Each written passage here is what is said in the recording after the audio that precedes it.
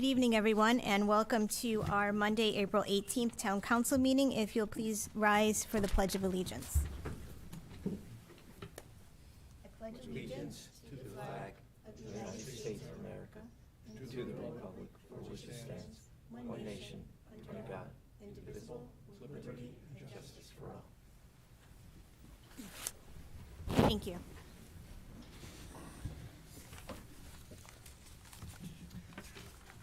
Madam Mayor, if I could amend the agenda to include a special UROC award of this item 1A of Pledge of Allegiance. Is there a second? I'll second. Any discussion? All in favor? Aye. Aye. Okay, so we have one final recipient here with us tonight who was not able to make it last time for our UROC awards, and her name is Rebecca Markowitz. So I am going to call her up to the front, and I will meet you up there.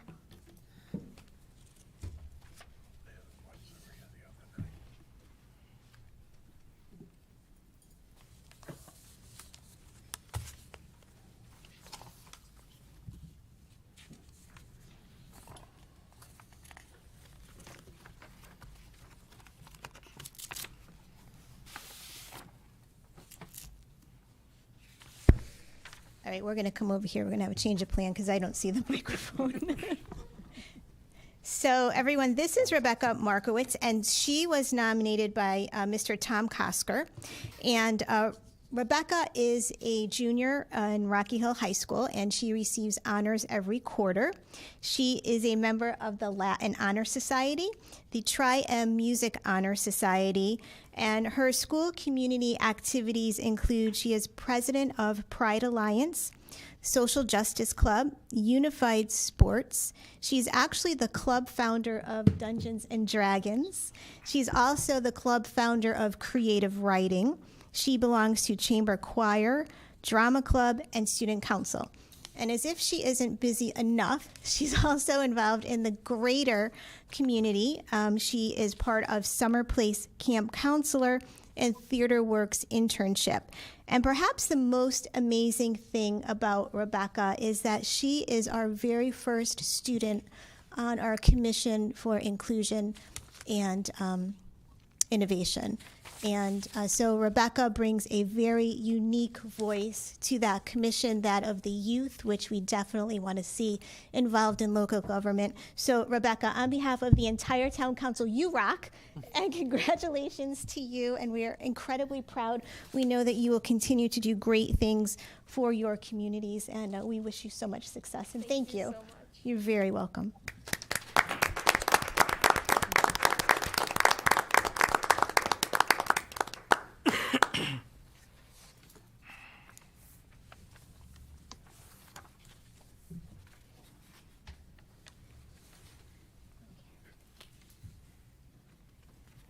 So please don't feel compelled to stay with us.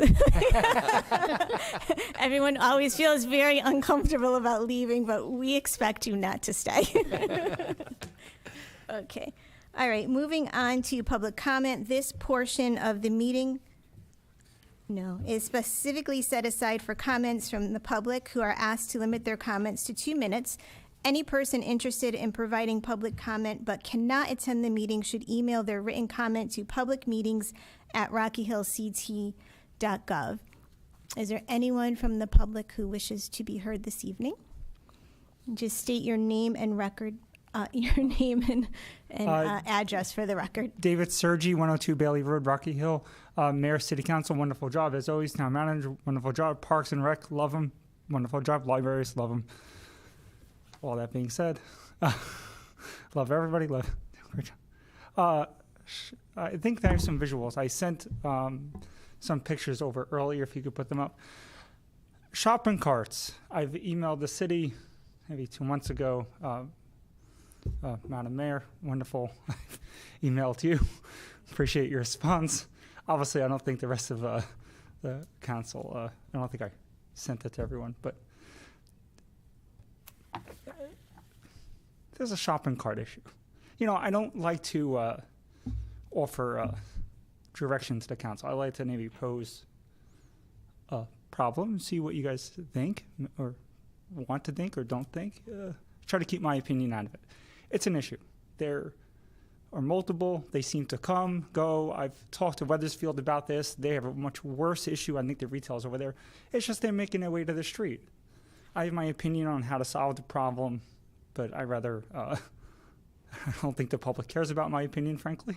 So I will leave it up to you. I will share it if you wish, but you can't have these shopping carts just on the streets. And I think that's where I want to steer you, is they don't look great. We could do better. I understand the complications. I've gone down the rabbit hole. We could all, if you want to pick my brain about this issue, we can. But I think you're all smart enough to realize this is not an acceptable look for Rocky Hill. It's not great. We could do better. There are solutions. It's my 2 cents. I would love your input. You don't have to provide it. I could, I don't think it's a great look. I think you know what I'm saying. Keep up the great work. Love the parks. Love it. Good times.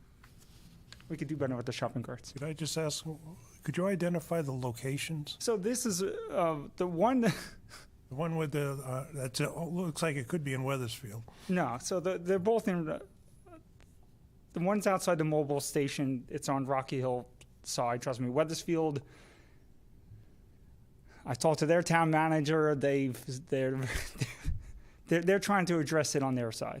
So these are on our side. The other issue is by this other one that's on the ground is on a private business that I don't know how it got there. It was probably there for 2 weeks. And there was another one that I didn't get a picture of. It was on a private business. I guess the private business owner took care of it. I couldn't even get the picture. It was there for a week. I guess he got fed up, he or she, the business owner. So they're making their way to business, which I care a lot about. And I don't think, I'm trying to keep my opinion out of it, but we have to support the business community. We can't burden other businesses with the trash. You know what I'm saying? We have to figure it out. And there's ways to do it. I think this is not the right forum to do it. I could talk to you otherwise. I'm always available.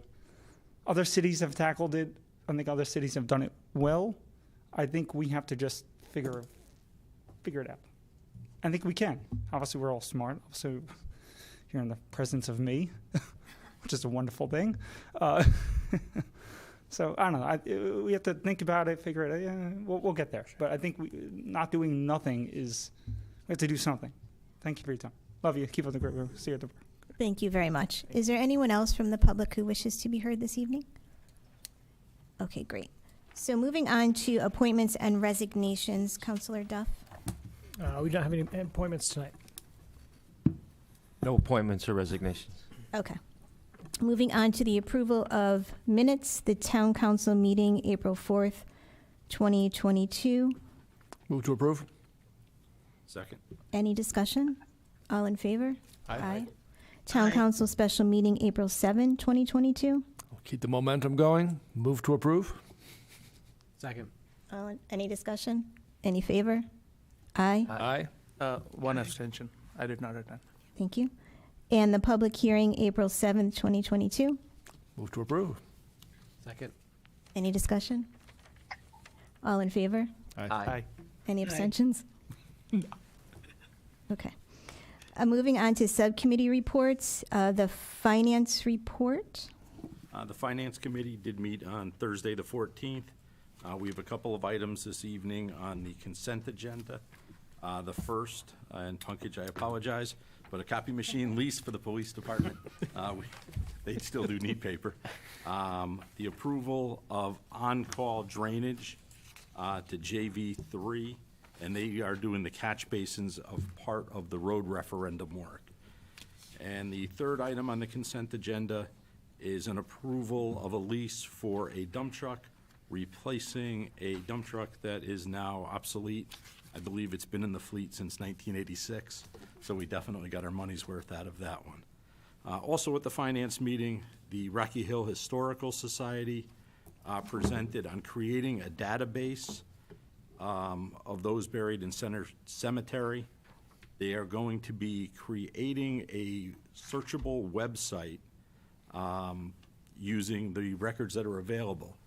And this is going to be done at no cost to the town. Rose Hill Cemetery is volunteering or donating the funds, and the web designer, which is DTG, Mark Ambrose from DGT, that will be doing the work. There may be some involvement on the town side of linking to our website, possibly some data entry, and maybe some markers down the road be needed to identify areas. But it's going to be a nice project, probably a longer-term project that will allow people to research the history of Rocky Hill. Our next meeting is May 12th. Thank you. Moving on to government ops. Government operations has not met since our last council meeting, although we will be talking about an item we've brought up on our committee later, the Firehouse 3 HVAC system replacements. Our next scheduled meeting is May 2nd. Thank you. Public safety. Sure, public safety met earlier this evening, and starting with the fire report, 69 total active, 69 total firemen on staff with 64 active. There are 3 new firemen in the pipeline, so the fire department is actively recruiting. There were 52 incidents, and year-to-date, that brings, for the month, and so for the year-to-date, total of 155 incidents. The chief is still concerned with and monitoring closely daytime incident response rate, how many volunteer firemen we get to a call during the daytime. It's a region-wide problem, and we continue to monitor that. So far, so good, and we're always able to call in backup, so that's the good thing. Some other interesting notes is that the chief was happy. He's watching a bill that has made it out of the Appropriations Committee. It's HB 5213, which addresses volunteer fire department response costs to limited access highways, such as we have with 91, and that looks like it's headed towards a positive outcome, and we may be getting some reimbursement from the state for all those responses to our stretch of Route 91. On a cautionary note, the chief mentioned that in social media and other places, somebody's out there hawking fire T-shirts for sale as a fundraiser. Our fire department is not selling fire shirts or doing a fundraiser at this time, so that is a scam, and I believe Channel 30 is publicizing that as well. So there is no public fundraiser out there, so beware on that. That's a scam. Police reporting that they're at full staff with only 3 officers out, maybe 2 on light duty. The Greater Hartford Auto Theft Task Force, which we reinitiated our participation in right after the first of the year, was able to record 14 stolen cars recovered. They were able to record 8 arrests for car thefts. They recovered 1 firearm. They issued 12 warrants for arrests for stolen cars. So that task force continues to do good work through this year, through this quarter, this first quarter. And we look forward to the fact that the police now at the full staffing level have reported the capability of not taking people off patrol, but being able to use officers that we have to form our own community response unit, community response unit. So if you see a hot spot in your neighborhood as far as speeding, a stretch of your New Britain Avenue or your Maple Avenue or your Route 3, you can kind of call that into the police department or through the town website and let folks know we have our own community response unit in formation. Ambulance reports that they have 61 active members, 34 writing members. They are actively recruiting.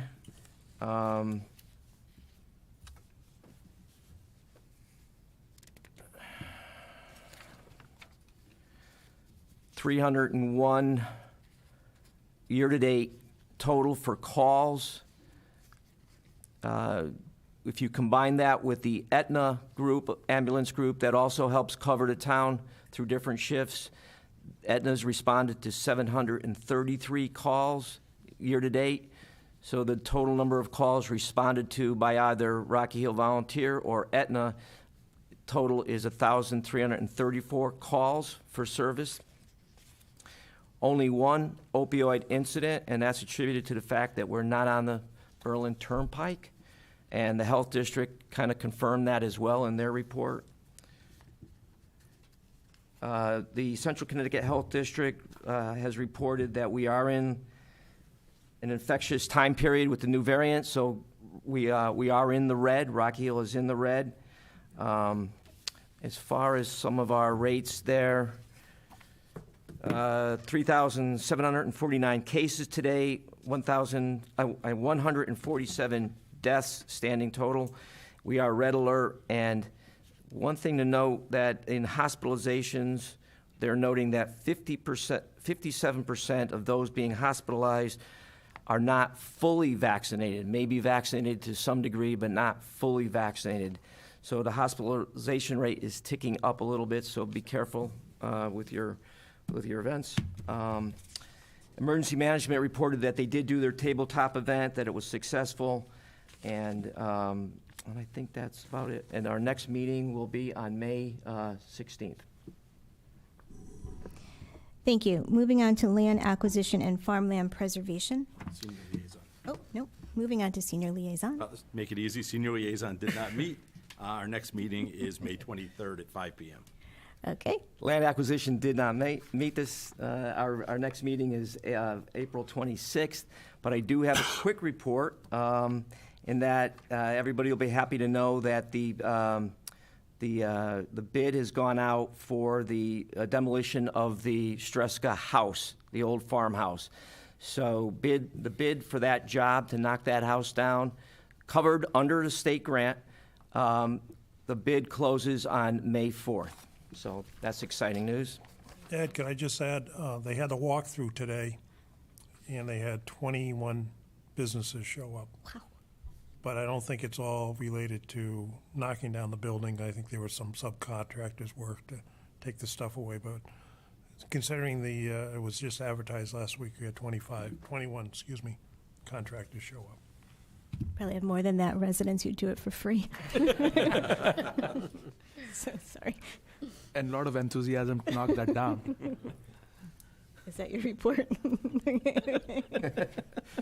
Everybody just take a piece when they leave.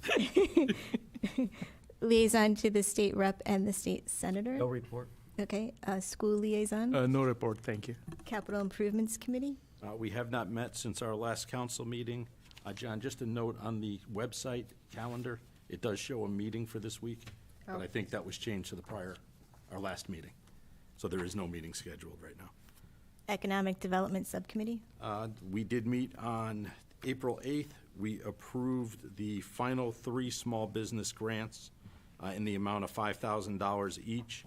That now closes out the small business grant program. I believe the program ended with approximately $100,000 still left to be allocated. Ray Carpentino has said he would be back to us within 2 weeks of that meeting, so hopefully the end of this week, to give us suggestions on how to use the remaining $100,000 to be approved by the council. If we opt not to use it in the small business program, we put it just back into our ARPA funds, and we'll figure out how we're going to use that going forward. We do not have another meeting scheduled at this time. Okay, thank you. Town Manager Search Committee. Sure. Madam Mayor, the council, every councilor has in their packet example of the cover letter and job description that was posted for the job. And in addition, the last item in their packet is the executive search consultant request for our RFP. So town staff is posted the job description is there, and a call has gone out to executive search firms to see if they can provide us with some assistance in getting applicants. In addition, at this time, I'm asking the 2 caucus liaisons, Councilors O'Sullivan and Councilor Levine, to hand out to their caucus tonight, at the same time, the Town Manager Search Committee search process. So there is a process, a formal process. Thank you. And that the town tries to follow, best practices, and thanks to Dana McGee, we have that exhibit here tonight. All counselors have it, and that's our report. Wonderful, thank you. Moving on to the consent agenda, item A, approval, Madam Mayor, I'll just make a motion to approve the consent agenda. thank you. I'll second. Okay. No discussion. All in favor? Aye. Aye. Okay, thank you. Moving on to old business, discussion possible action, American Rescue Plan ARP funding options, number 1, fire station, number 3, HVAC replacement. And we have a visitor. Hello? How you doing? Hi, folks. Phil Sear, Facilities Director for the town.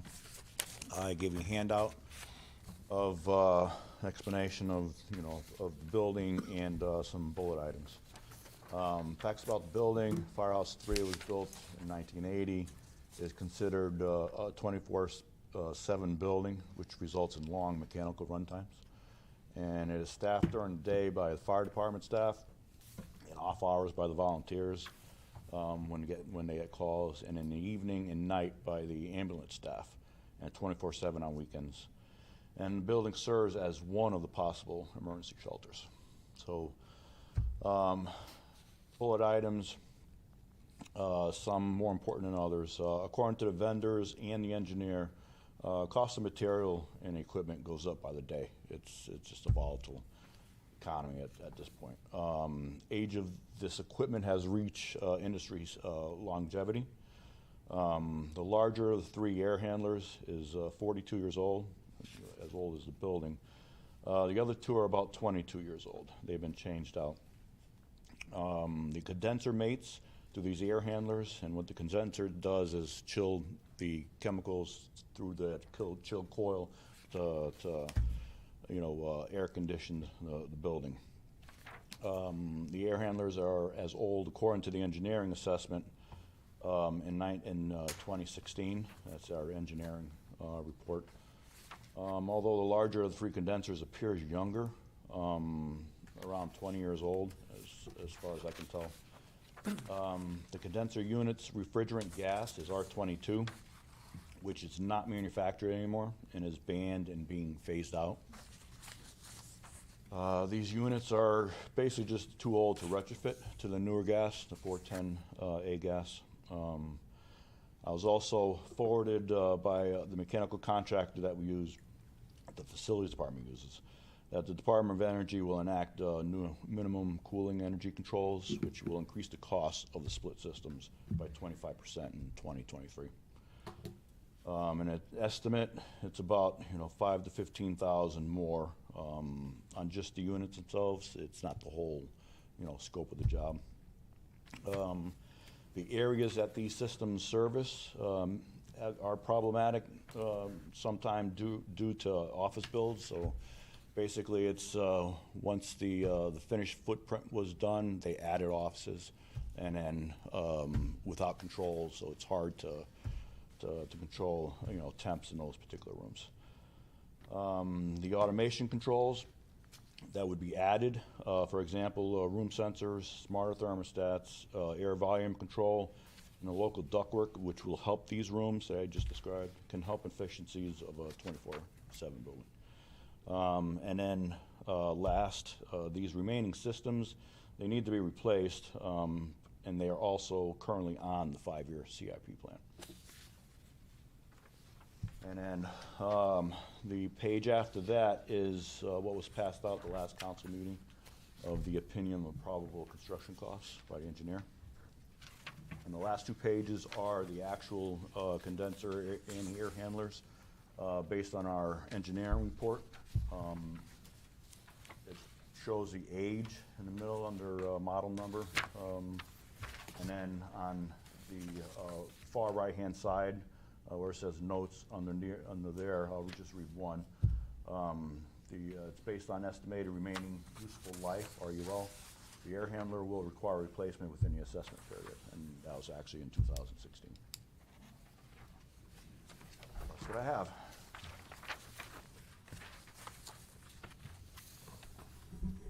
Are there any other units that have this refrigerant gas that was banned and being phased out? I think that will make us current. Okay. If we replace those. If there's going to be possible units, would be Firehouse 1, which are very small condenser units. But other than that, I'd have to, go back to my facts and run it down. But I can certainly, give you a report. Yeah, I don't need the report. If it's not a concern for you, then it's probably not a concern for us. So we'll defer to you. But Okay. presumably, if there wasn't, we just don't want there to be a hazard for anybody. That's all. Yeah, correct. Yeah. Okay. It's a sealed unit, and it pumps fluid throughout. But if it leaks, the problem is we just can't refeed it with the old gas. Okay. So we'd have to replace the unit. Gotcha. Thank you.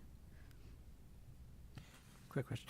So what's kind of a ballpark timeline from when you go to bid and get somebody in and actually do the job? What are we looking at? I asked that today as far as lead time for the equipment, and well, you told me to sit down. About 24 weeks. Hopefully, I mean that's I think that's worst case. I hope, but yeah, it's just where we are, right now.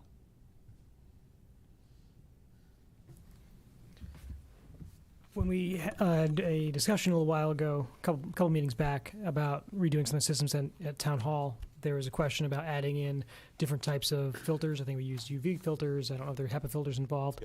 Yep.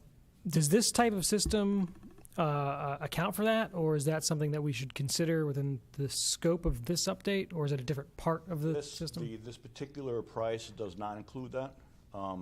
It's easily it can be installed after the fact, but it's a smaller building.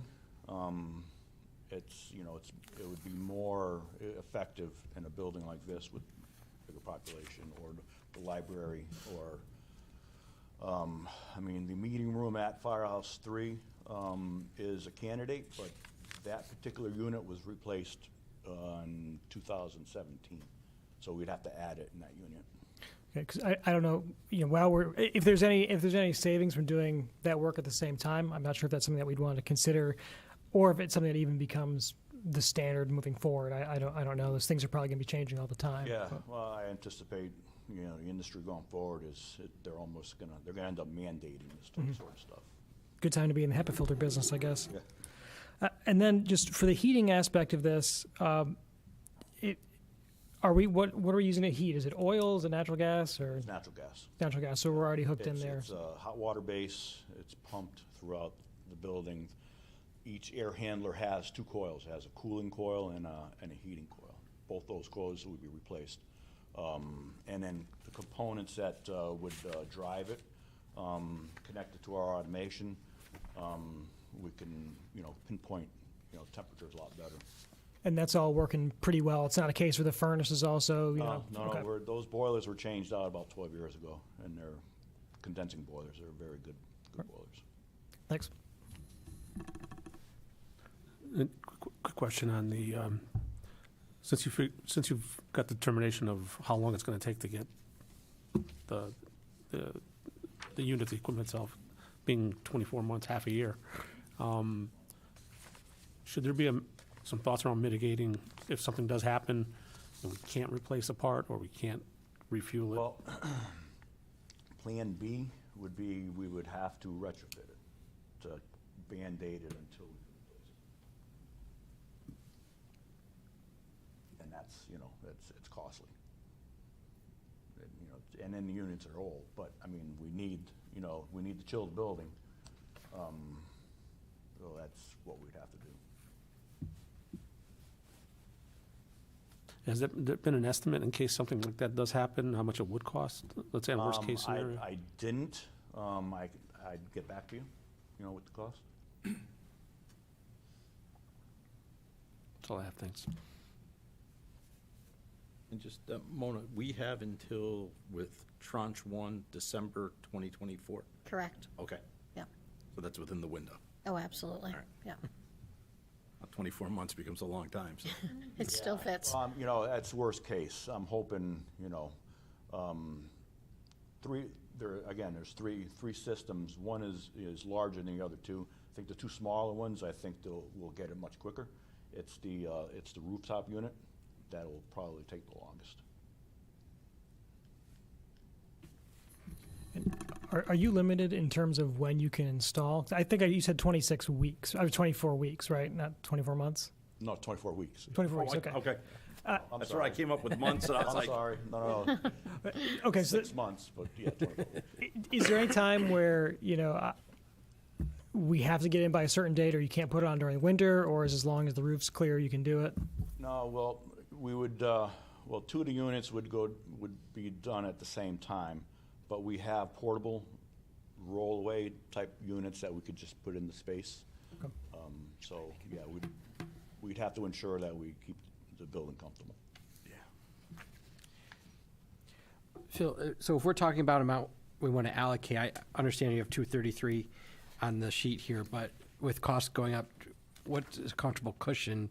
Not that we're looking to spend more money, but we don't want it to be Yeah, two-thirds of the way through. This is And high. okay, so Yeah, in fact, one of the other meetings I had, I did mention that my mechanical contractor came in about the same, just over 2, but he also mentioned that it was high. So I see it coming in under 200, but, there's contingencies in here. It depends upon that rooftop unit, how far we have to get the power to feed it and that sort of thing. They're just still unknowns.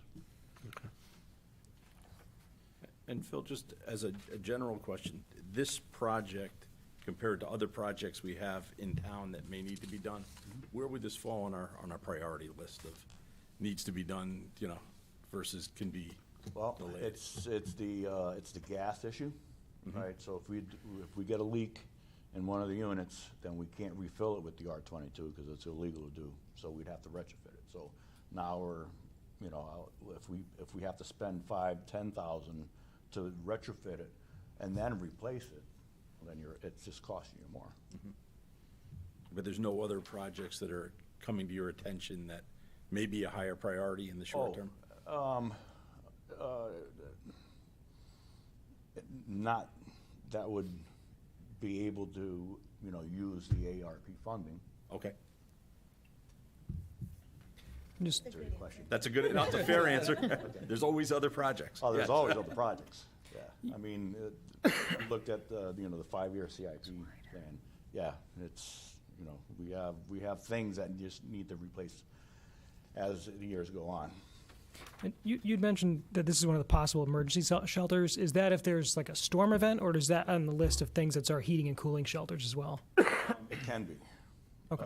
But, now that we have the new community center, that's designated as a first. And the high school can be because it's got showers and emergency generators. So, because, in fact, all 3 firehouses are on the same boat as far as being on emergency power and being able to handle, a crowd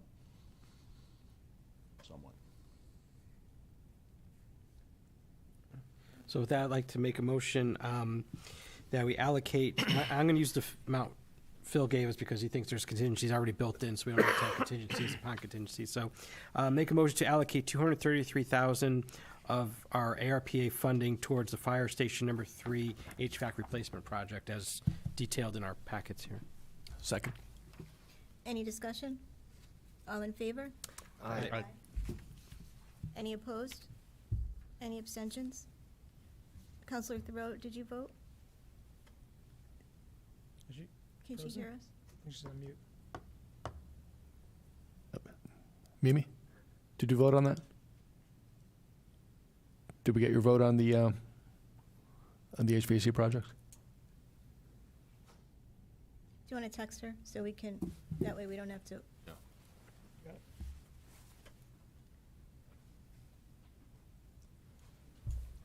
Modern technology. The suspense. We'll wait for her. She got disconnected. She sent me a text that I didn't hear. Okay, Says she's on, can't see anything, just the logo. she's going to vote in favor? I think we have I don't know if she was present for the discussion, so, I understand. in effect, Does she hear us? I don't think so. Mimi, can you hear us? Apparently not. So we have technical difficulties here. I don't really know what we do in a situation such as this. Just say she so, abstained. I mean, we have eight I'm gonna votes. I'll call the vote as is, and we can always revisit it. Okay, thank you. Thanks. Can I make a comment on the ARPA before we Yes, move please. the item? Yes. I just wanted to give an update. Since we now have our $10 million threshold, there's a requirement for reporting, so I just wanted to update that our reporting is due for the end of this month. And they did agree it was going to be streamlining, and that is true.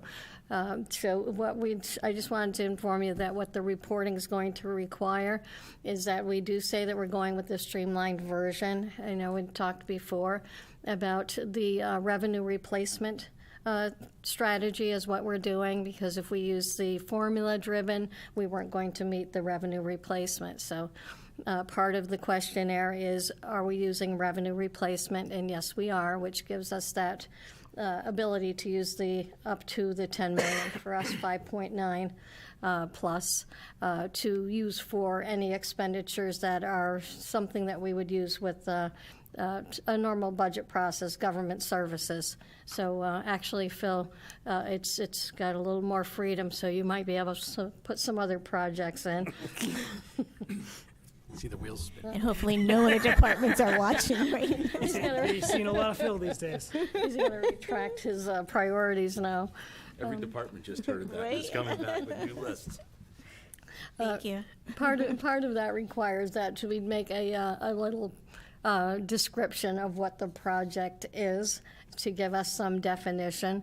And, just kind of for clarification, is the description is going in that we'll be using it for government services, for COVID mitigation, preventative measures for it, because we did add some officers and some help with the human services.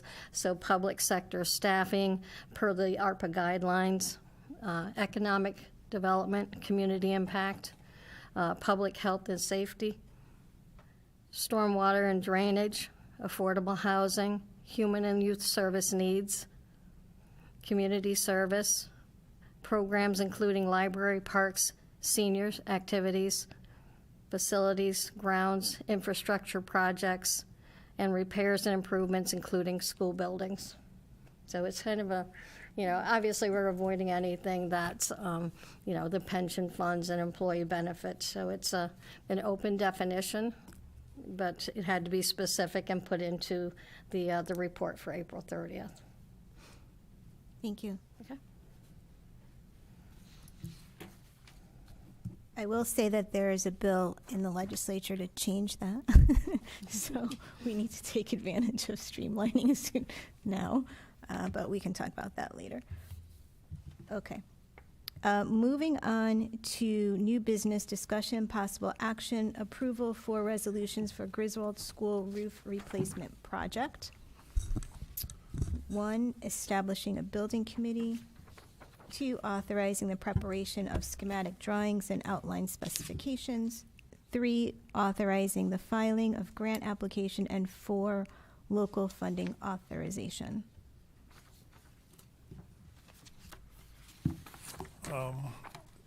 At the budget presentation under the Board of Ed CIP was mentioned that there was a priority in their mind of that they wanted to replace, the Board of Ed wanted to replace the roof at Griswold School, as well as apply for a FAST grant in which the town could get up to 42% of the cost reimbursed associated with that roof.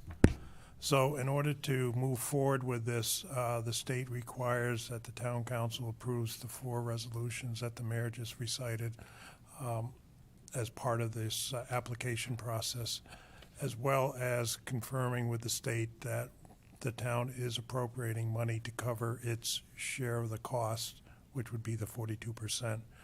I put on the desk tonight where the town could find monies throughout the various budgets so that we would not have to increase taxes at all. Some of the monies related to the completed Stevens Schools project. The board does have money in this year's general fund CIP of about $480,000 remaining. That was supposed to be reserved for the HVAC replacement at West Hill, but they didn't need the money because they got enough ESSER money to cover those costs. And then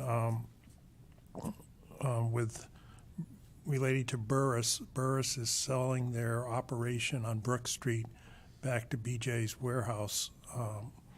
And the town in Burris had a business incentive plan, which Burris was receiving a tax abatement over the past 2 or 3 years associated with them doing a phase 1 and a phase 2 of the project. They did do phase 1, which is what you see right now. They were supposed to do a phase 2. They never got around to it, and by selling their operations to BJ's, they triggered a violation of the incentive policy, business incentive plan, so that they had to return the tax breaks that they received, which was $503,000. So we actually have received the money from them because that Burris BJ deal has closed. So that finance committee, we decided to put that money into the non-reoccurring fund for the time being, unallocated, until we found a use for it. So that money could be used towards this roof as well. And then also, the Board of Ed does have in their non-reoccurring account money accumulated over the years for various repairs of about $200,000. So to get up to the $1.8 million, after all that I just cited, we could say we're using almost $500,000 of ARP money.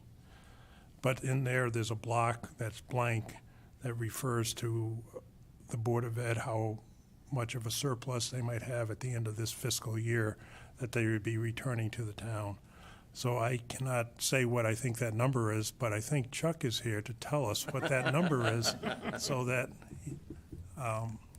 and so on. So if they exceed the amount of the ARP money, then we wouldn't use the ARP money. We would recommend that the council allocates whatever money they're returning and put it towards this project. So that would get us up to the $1.8 million. So then it's it's either they return or we use the ARP money? Yeah, if they, Okay. whatever they returned, we would reduce the ARP money. Gotcha. So Chuck, you gonna come and, share your magic number? Like a tote board or? We get a drum roll for him, or? No pressure, right? There's no pressure. I mean, it's still a little bit early on, but at this point in time, I'm anticipating that we'd be returning at least $650,000. That's subject to change a little bit. We'd still have some volatility out there, but at this point in time, I would feel pretty comfortable with that dollar figure.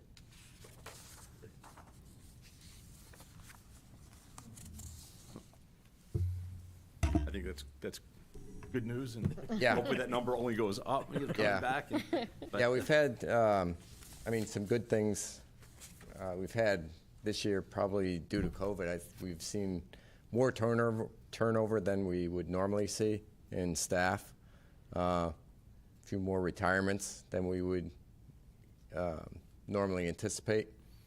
And we've also had some savings, in various other accounts, but another decent hunk in our special ed transportation due to some changes that we've had throughout the year there. So that's where the bulk of the dollars are coming from at this point, as well as our health insurance. Great. Thank you very much. Okay. Thank you, Chuck. Thank you. Okay.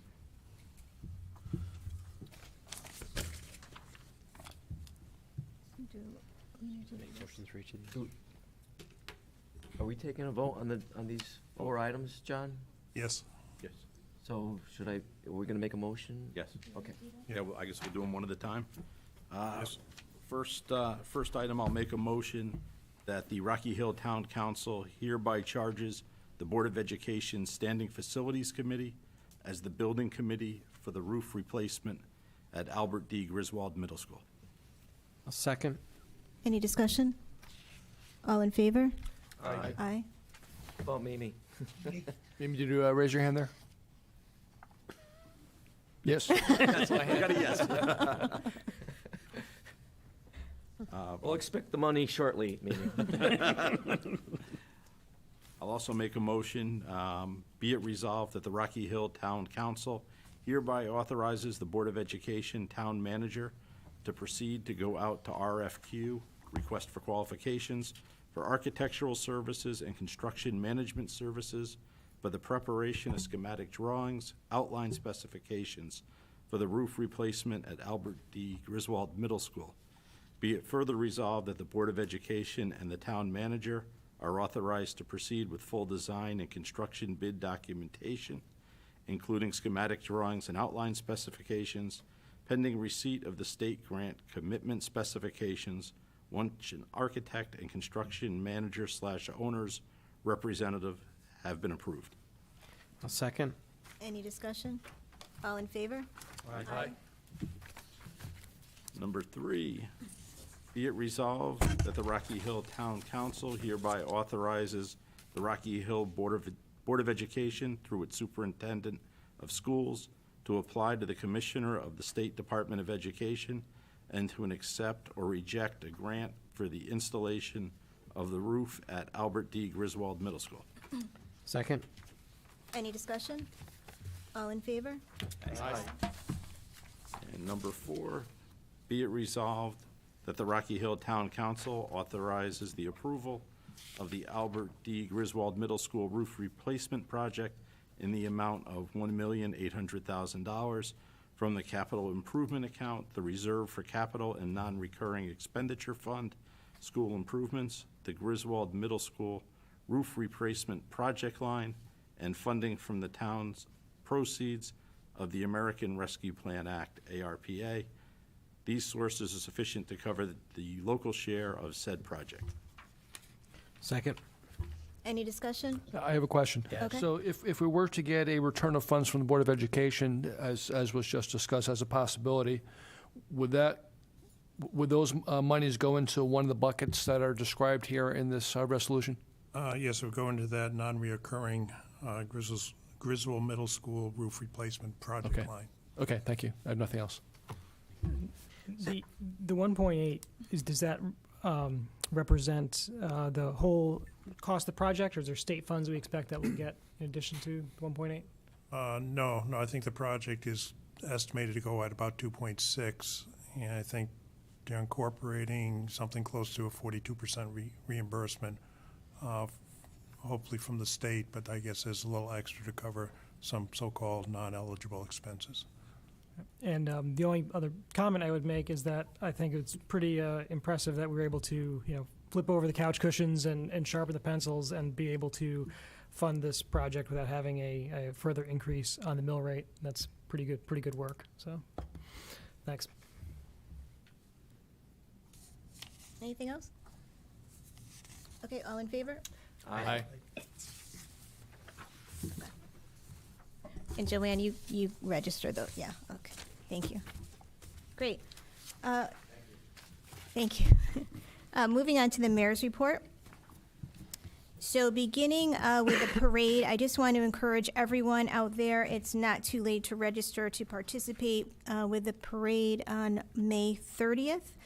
We got some really good news this week. The flyover was approved.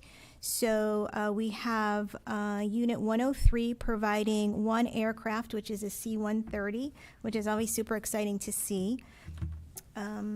And this year's special guest is Attorney General Tong, so he will be marching, and I'm not sure if he'll be saying a few words, but he is our state special guest this year. We always have our special float for our veterans and their spouses, and if you wish to participate, you can contact either Jerry at the Rocky Hill Chamber of Commerce or Rita here in Parks and Rec.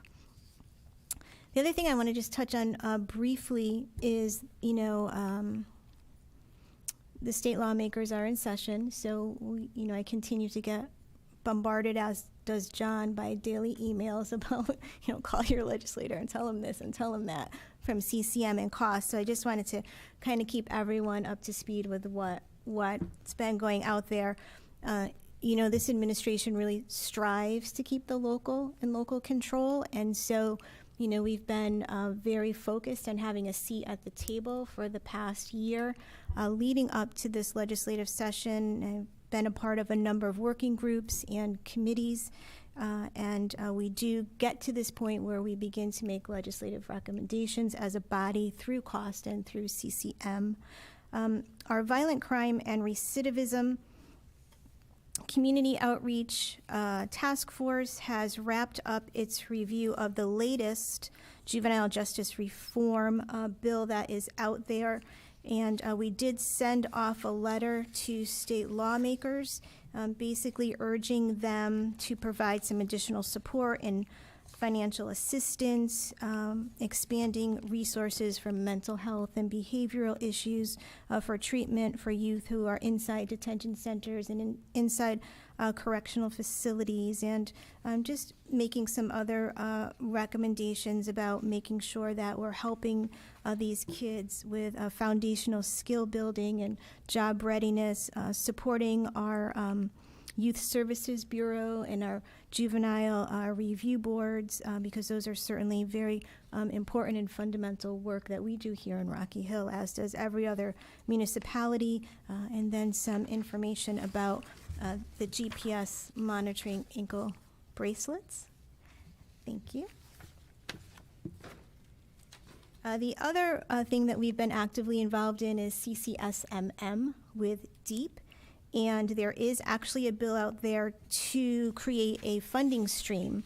So there were 50 municipalities that submitted formal expressions of interest to the recent grant program that we submitted an interest to. So DEEP is looking to kind of ensure that there's money there as we continue to find other ways to address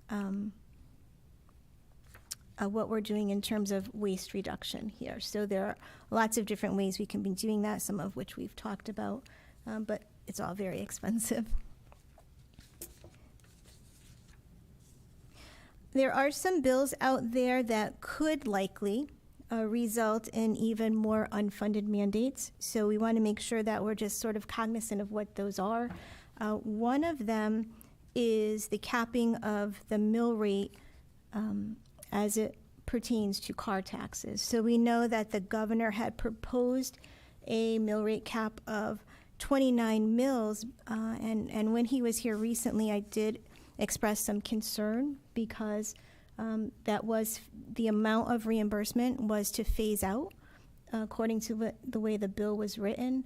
And then, of course, it's one of those things where if the money isn't there, it does become a burden to municipalities if we have to find out how we're going to increase that. Well, lo and behold, it looks like the Appropriations Committee and the Finance Committee came out with two different approaches. One of them actually is considering capping the mill rate at something much higher. And I don't have it in front. Oh, I have it in front of me. 32.46 mils. And then, the other committee is looking to do something different. But that's something that, we'll keep an eye on because, again, we don't know what's going to happen with pilot. It isn't always reimbursed fully, and so that kind of leaves us vulnerable. We did find out in discussions recently that if the state funded all of the mandates that it has on the books, we could actually reduce our mill rate by 3/4 to potentially 1 full mill, which I thought was pretty remarkable because that's usually the number that we're playing with. So again, something that we want to keep our eye on. Another one that is potentially a problem for Rocky Hill and other municipalities that we've been looking on is a bill that would exempt permanent housing owned by charitable organizations. And so this really applies to our group homes in Rocky Hill. So we had a list put together. There are a number of group homes, but it seems that about 8 of them fall into this charitable organization definition. And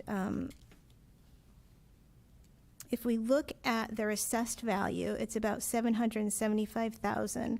When we apply our mill rate, that's a little bit over $26,000 in taxes, which doesn't seem like a lot, but it may even seem inconsequential. But when you put all of these unfunded mandates together or tax exemptions together, they really add up. That could be, a piece of equipment for a department.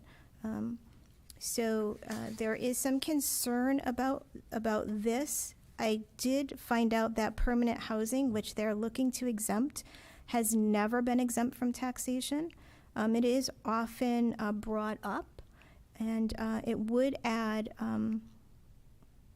to the property tax exemptions that already exist. This would be number 100.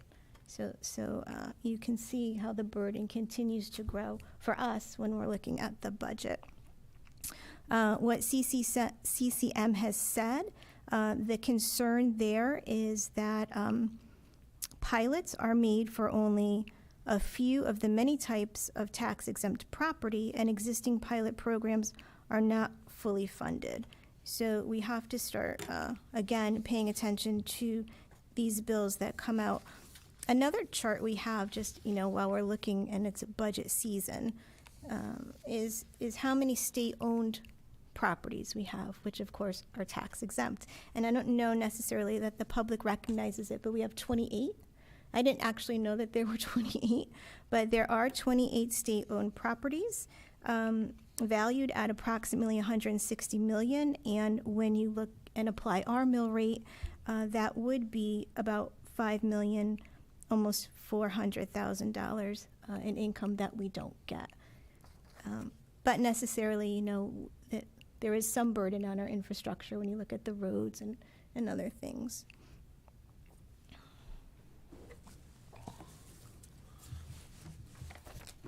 And then just very quickly, I want to draw your attention to 2 bills, because Mona had talked quickly about the ARPA money and how we justify what we're using. Well, there are 2 bills, again, that CCM is opposing through we have this legislative committee. And one of them pertains to how we use our ARPA money. So just to give you a little bit of an idea, with respect to ARPA, there's a bill that would require municipalities to complete additional reporting to OPM, as well as require any municipal allocation utilizing ARPA over $100,000 to be approved by OPM, which of course adds this whole level of bureaucratic oversight when, we clearly have federal guidelines that, Mona and other finance directors follow, and there's a reporting process. But now OPM wants to have its hand involved in this, and the problem is that it's going to delay projects. It may potentially delay our ability to apply for grants because they do come up so quickly. So that's one of the problems. And the other one looks at appropriating the other federal funding, which is IIJA, which again would be adding another layer of, I don't want to call it red tape, I don't know what else to call it, but bureaucratic reporting that we don't need. So that's a little bit problematic, and I wanted to bring it to your attention. Councilor Sharmit talked a little bit about the payments to volunteer fire companies. So that was unanimously approved by appropriations. It would mean that our fire department would receive $750 per call up on the highway, which is really significant. And that number was based off an old statute, and then, inflation and bringing it more contemporary brought it to $750 a call. I received an email from Cost, its executive director, and she said passing this committee is a very big hurdle, and so things are looking positive for the adoption by the end of session.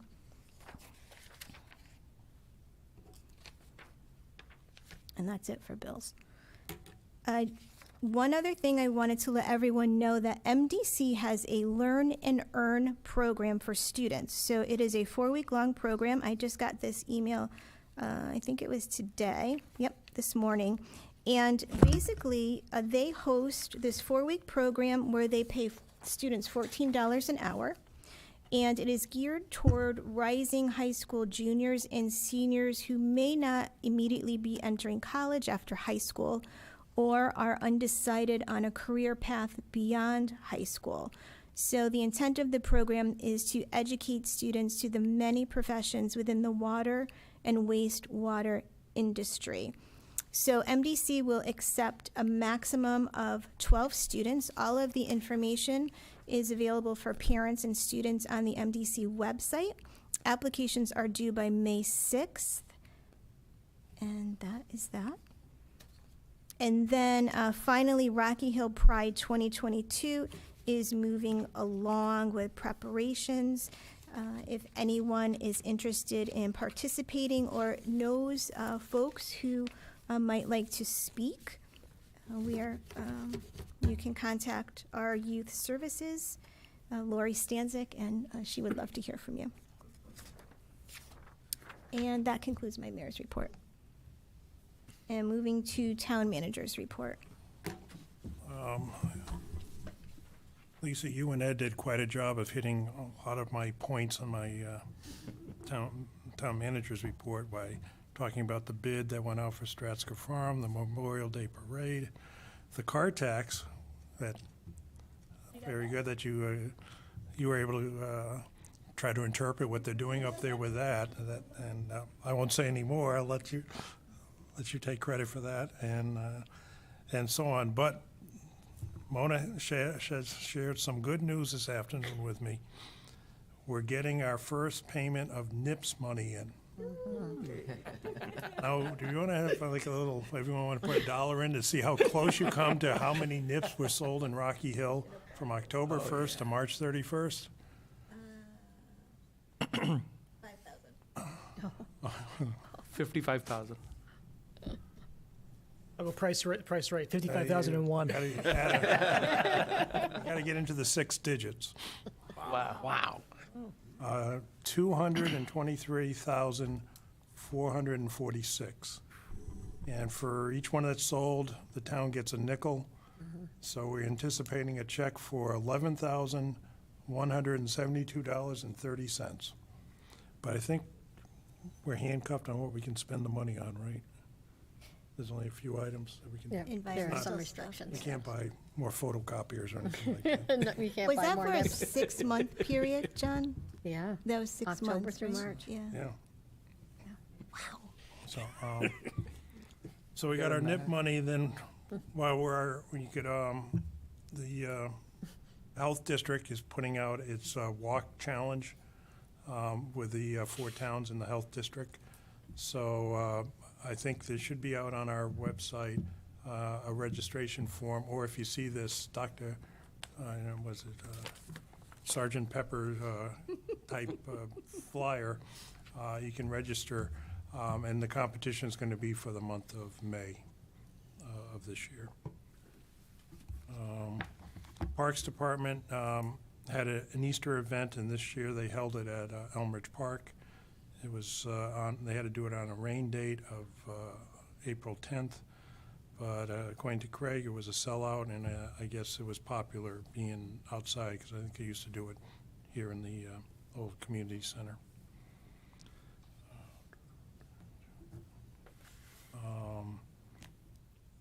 just a reminder, talked about in public safety, but there might be a strike at one of the convalescent homes, Mapleview Manor, this Friday, the 22nd.